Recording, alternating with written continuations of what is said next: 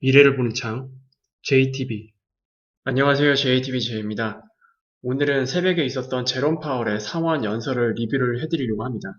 일단 뭐 간단하게 제가 옆에 이렇게 표현을 해놨는데, 상원 연설에서 파월 풋이 발동을 했어요. 그래서 글로벌 증시도 급반등이 나왔고, 오늘 우리나라 증시도 강하게 반등을 하는 모습을 보여주고 있는데요.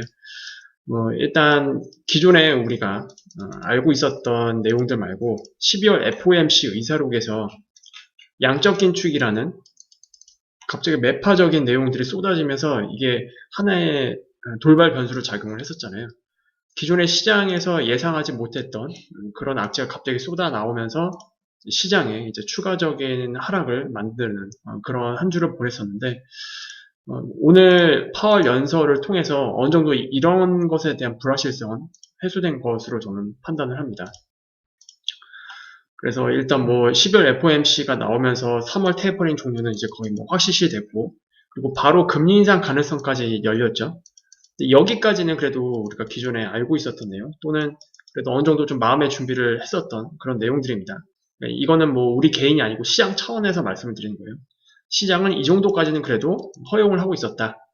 그런데 이제 양적 긴축까지 동시에 한다라고 하니까, 지난 사이클을 보더라도 금리 인상을 이제 시작하는 시점, 스타트하는 시점이죠, 금리 인상.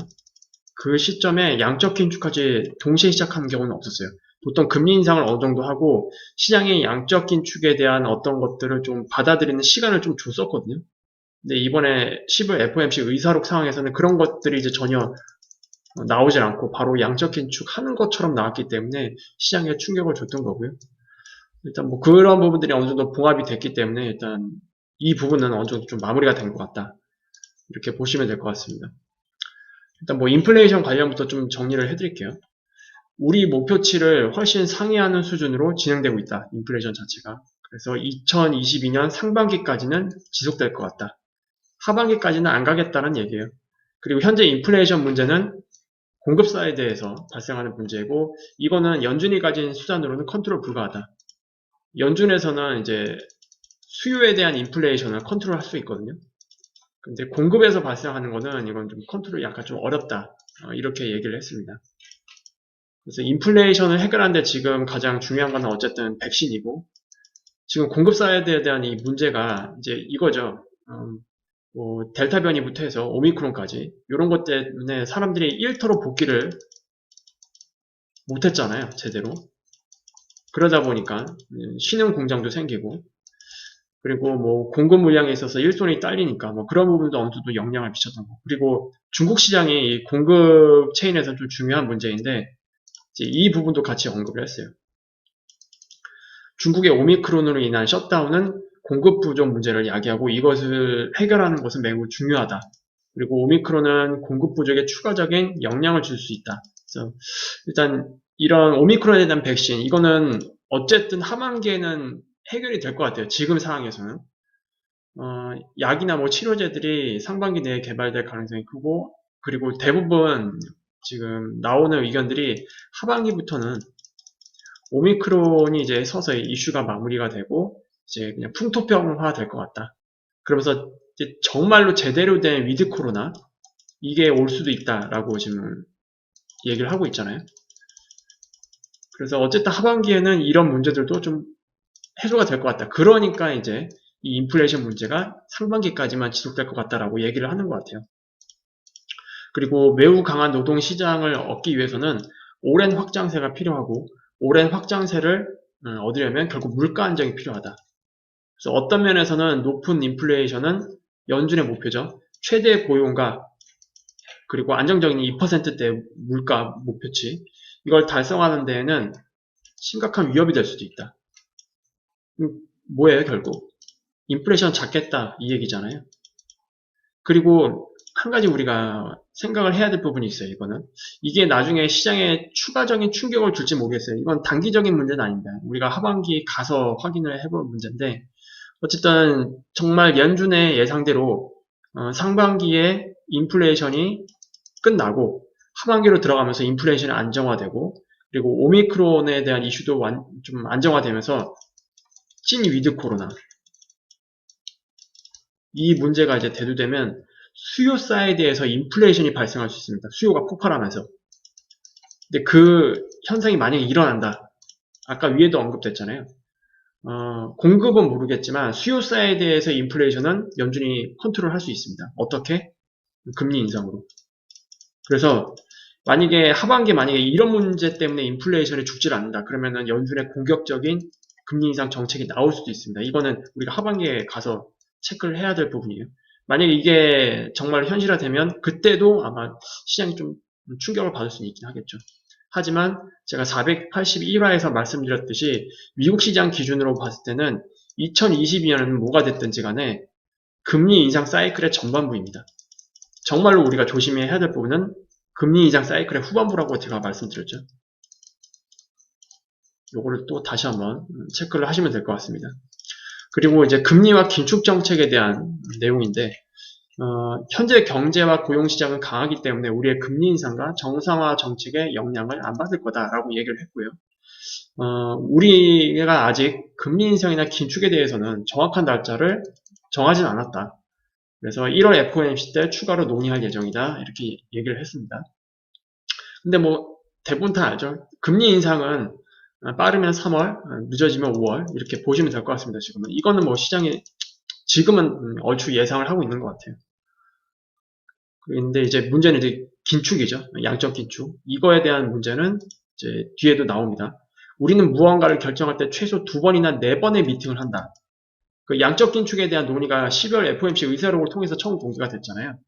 그렇다면 그래서 2번에서 4번이라고 했으니까 일단 여름까지는 계속 이거에 대한 논의를 계속 한다는 얘기도 있고 그걸 다시 좀 더 풀어서 해석을 하면 양적 긴축에 대한 부분은 올해 상반기는 안 할 거다.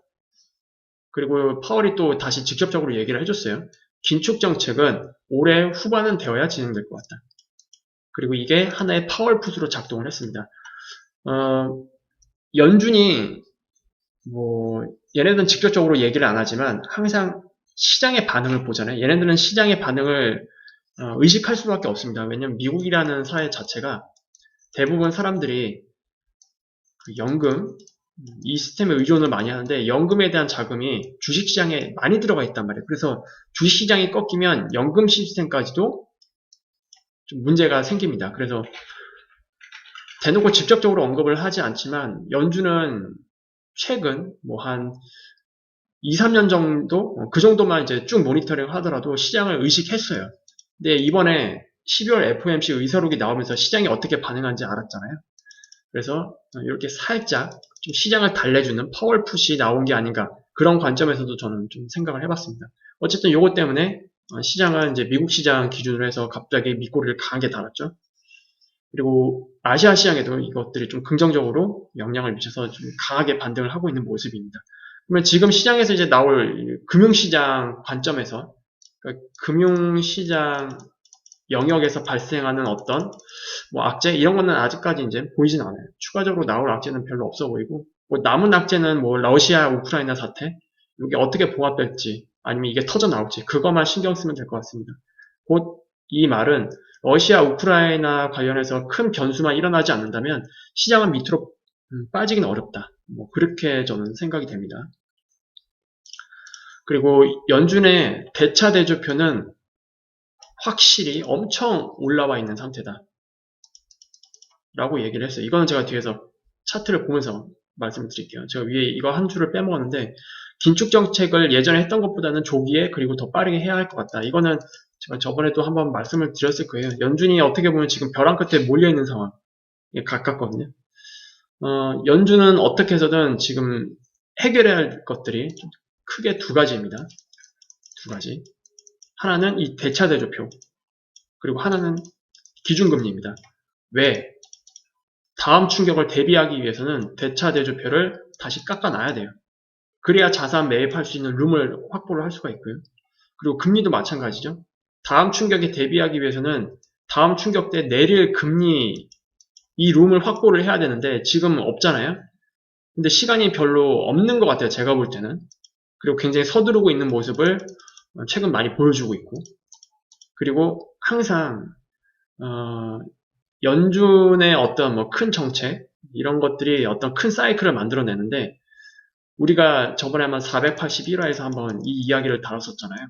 전반적인 이 금리 사이클로 시장의 어떤 사이클을 예상을 해볼 수가 있는데, 대부분이 아니죠. 100%죠, 100%. 100% 금리 인상 사이클의 후반부에서 문제가 터졌습니다.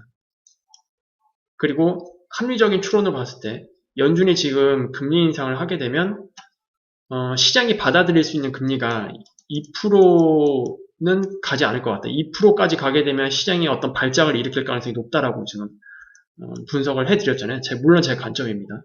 이런 것들을 봤을 때 2022년 그리고 2023년 이렇게 2년 동안 금리 올리면 이 근처까지 가거든요.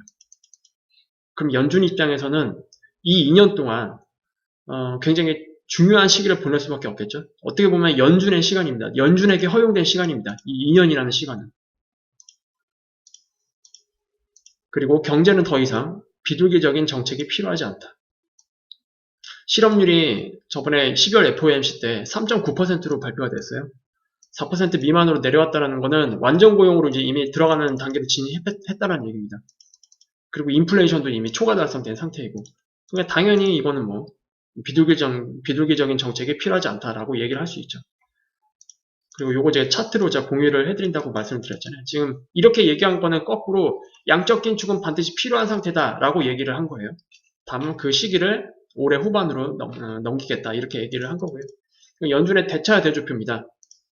제가 멤버십 분들한테는 한번 설명을 해드렸죠. 2008년 때 연준의 대차 대조표가 이만큼 늘어났어요. 근데 이거 시기를 잘 보셔야 됩니다. 2008년 하반기였죠. 이때 뭐 연수로 따지게 되면은 거의 뭐 한 6년? 6년 동안 대차 대조표가 이만큼 늘어난 겁니다. 근데 이번에 코로나 사태로 인해서 이 정도 이게 높이로 보면 이 정도거든요. 근데 단 몇 개월 만에, 뭐 한 3개월, 4개월? 3개월, 4개월 만에 과거에 6년 동안 늘어났던 대차 대조표 그 양이 확 늘어났어요. 단기적으로. 그래프도 이렇게 곤두섰죠. 그리고 그뿐만이 아니고 추가적으로 계속 완화 정책으로 인해서 자산 매입이 쭉 진행되면서 솔직히 좀 말도 안 되는 양으로 지금 대차 대조표가 많이 좀 늘어난 상태입니다. 이거는 반드시 다시 어느 정도는 정상화 시켜야 돼. 이거를 뭐 여기까지 정상화하는 거는 뭐 구조적인 문제가 있기 때문에 불가능하고요. 최소한 이거는 깎아야 될 것 같습니다. 이거는. 근데 올 하반기부터 만약에 시작한다라고 한다면 특히 내년에 들어갔을 때 2023년이 2022년 하반기 이때부터 그냥 생각을 해볼게요. 2022년 하반기도 3분기가 있고 4분기가 될 것 같은데 일단 3분기는 제껴놓겠습니다. 최소한 4분기부터 2023년까지 상당한 매파적인 정책이 좀 압도할 것 같다, 시장을. 그렇게 좀 예상을 해볼 수가 있겠죠. 그리고 2023년도 금리 인상 속도가 늦춰지진 않을 것 같아요. 오히려 빨라지면 빨랐지 늦춰질 것 같지는 않습니다. 근데 그런 상태에서 양적 긴축까지 어떤 속도로 하게 될지는 나중에 논의가 되겠지만 어쨌든 이 정도 수준 뭐 이 정도 수준까지 내려오는 게 가장 좋긴 한데 이 정도 수준은 최소한 내려와야 된다. 요거를 좀 여러분들이 감안을 하시면 될 것 같아요. 그래서 연준은 지금 해결해야 될 과제가 두 개. 바로 대차 대조표를 정상화하는 문제 그리고 금리 인하를 위해서 그러니까 내리기 위해서 올리는 거죠. 어떻게 보면 다음 충격 때 내려야 되니까 금리 인상을 내릴 수 있는 룸을 확보하기 위해서 올리는 거 그리고 그 안으로 텐트럼이 일어나면 안 됩니다. 속도 조절도 굉장히 중요할 텐데 시간이 없기 때문에 그게 과연 될지는 잘 모르겠습니다. 어쨌든 2023년으로 넘어가게 되면 우리 좀 조심해 볼 필요가 있다. 그리고 제가 481화에서 또 하나 말씀드렸죠. 그거는 미국 시장 기준이고 이머징 마켓은 좀 더 빨리 반응할 수도 있다. 제가 말씀을 드렸습니다. 그러면 이머징 마켓 같은 경우에는 올해 하반기로 들어가면서부터는 좀 조심해 볼 필요는 있다. 특히 연말로 가면 갈수록 그렇게 좀 요약을 해볼 수가 있겠죠. 그리고 마지막으로 암호화폐와 부채와 관련된 내용도 나왔습니다. 스테이블 코인은 연준 코인과 공존할 수 있다라고 기존의 입장에서 선회했어요. 기존에는 스테이블 코인은 그러니까 여기서 말하는 연준 코인은 그냥 이거로 이해를 하시면 됩니다. CBDC. CBDC가 나오게 되면 기존 암호화폐는 설 자리가 없다. CBDC를 다 사용을 하게 될 거다. 이런 식으로 얘기를 했잖아요. 근데 이제 시장을 인정하는 거죠. 기존에 있던 이 민간 쪽의 이 암호화폐 시장은 인정할 수밖에 없겠구나. 그리고 특히 2021년에 굉장히 많은 변화가 있었잖아요. 이 이전, 그러니까 2020년 뭐 상반기까지는 어떤 뉘앙스였냐면은, 이건 저도 동의를 합니다. 기존 암호화폐 시장이 가지고 있었던 어떤 뭐 가치? 이게 딱히 보이지 않았어요. 어떤 가치가 없는 무형의 시장. 근데 2021년 시장으로 넘어오면서 이제 블록체인 플랫폼 시장이죠. 블록체인 플랫폼 시장이 가파르게 성장을 하면서 여기에서 쓰이는 이제 각종 토큰들이 나왔잖아요. 그러면서 이게 점점 실체가 없던 시장에서 실체가 있는 시장으로 바뀌는구나. 2021년이 그러한 변화를 만들어냈던 굉장히 중요한 해였습니다. 그렇다 보니까 뭐 연준도 인정할 수밖에 없죠. 왜냐? 블록체인 플랫폼에서 쓰이는 화폐고 그게 실질적인 가치를 지니고 있고 실제로 이미 그런 시장이 2021년에 굉장히 크게 성장을 했고 2022년에는 뭐 더 커지겠죠. 그 시장 자체가. 그래서 일단 스테이블 코인 시장도 결국 같이 갈 것 같다. CBDC랑. 그러면 이제 탈중앙화된 화폐, 이건 이제 민간 쪽이라고 부르겠습니다. 민간 쪽 이제 암호화폐 시장이고 중앙화된 디지털 화폐는 CBDC죠. 이 두 개가 융합되는 시스템으로 가게 될 가능성이 상당히 높고요. 이게 이제 디지털 시대의 미래라고 보시면 됩니다. 제가 이거는 올해 4월에 한번 방송을 해드렸었어요. 404화랑 405화입니다. 암호화폐 시장의 미래라고 해서 제가 그때도 기존의 이 민간 쪽의 시장과 CBDC가 만들어내는 이 법정화폐, 암호화폐 시장 이게 어떤 상하구조가 아니고 병렬적인 구조로 같이 갈 것 같다라고 말씀을 드렸고 이게 지금 연준에서도 그 시장을 이제 공식적으로 인정해가는 분위기로 가고 있습니다. 그러면서 또 암호화폐 시장에서 반등이 좀 나왔고요. 그리고 이제 몇 주 내로 디지털 화폐에 대한 리포트를 내놓는다고 합니다. 이거는 이제 그때 나오면 체크를 해봐야겠죠. 그리고 현재 미국의 빚 축적률은 지속 가능한 상태가 아니다. 이것도 좀 중요한 언급을 했어요. 결국 이 얘기는 뭡니까? 지속 가능한 상태를 만들기 위해서는 언제가 될지 모르겠지만 부채의 청산은 반드시 필요하다. 왜냐? 지속 가능한 상태가 아니기 때문에 다시 지속 가능한 상태를 만들기 위해서는 이렇게 쌓인 부채를 어느 정도 청산을 시켜야겠죠. 그거에 대한 어떤 뭐 암시 이런 발언이라고 저는 생각이 돼요.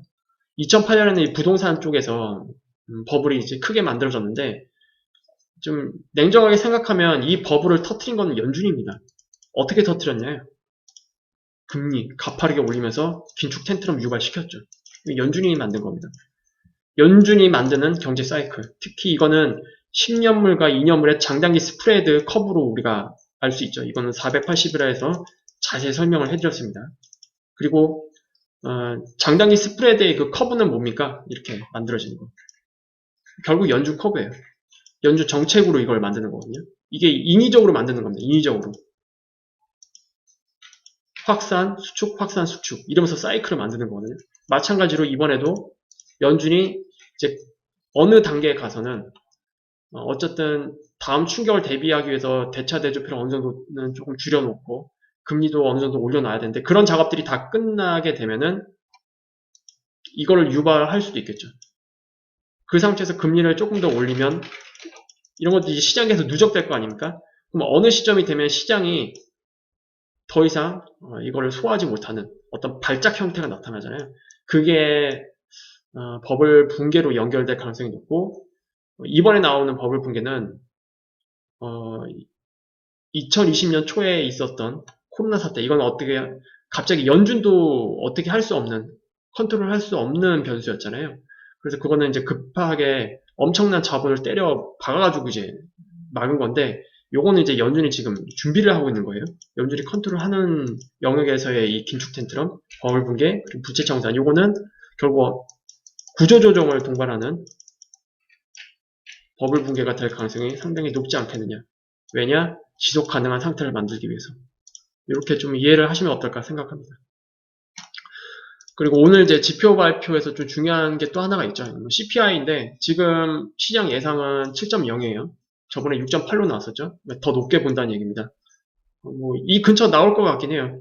특히 인플레이션이 지금 오미크론 이슈 때문에 이게 좀 공급망 문제가 계속 해결이 되지 않고 유지가 되고 있는 상태이기 때문에 7.0 충분히 갈 수 있다고 생각합니다. 근데 전반적으로는 시장이 어느 정도는 이런 부분들은 예상을 하고 있을 것 같아요. 그래서 이런 것들이 만약에 좀 충격적으로 나온다고 해도 장기적으로 악재로 작용할 것 같진 않고 이제 그 전후로 해서 단기적으로 충격을 주고 이 근처로 나오게 된다면 그냥 그런가 보다. 어쨌든 연준에서도 이미 얘기를 해놨잖아요. 올해 상반기까지는 지속될 것 같다. 근데 상반기가 1분기랑 2분기랑 나눠져 있잖아요. 이게 어떻게 해결될지 모르겠는데 3월, 4월 정도가 피크가 될 가능성이 좀 높지 않겠느냐. 그렇게 보고 있습니다. 인플레이션 자체가. 그러면 이제 2분기에서 이제 전반부로 넘어가는 때가 5월 달이잖아요. 이때부터는 이제 서서히 인플레이션이 그러니까 떨어지는 게 아니고 둔화되는 형태.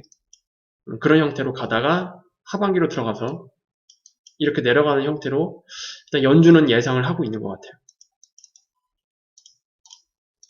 그래서 여러분도 이거를 좀 참고를 해가지고 시장 대응을 하시면 될 것 같습니다. 그래서 오늘은 이렇게 마무리하도록 할게요. 이번 주 시장 문서 멤버십 분들은 다시 이 금리 사이클에 대해서 한번 점검을 해보고 금리 사이클과 시장 사이클이 굉장히 밀접한 연관관계를 가지고 있기 때문에 그 부분에 대해서 좀 다시 한번 이번에 나왔던 연준의 파월 연설을 기반으로 해서 다시 한번 검토를 해보는 시간을 갖도록 하겠습니다. 그럼 다음에 더 좋은 영상으로 찾아뵙도록 할게요. 감사합니다.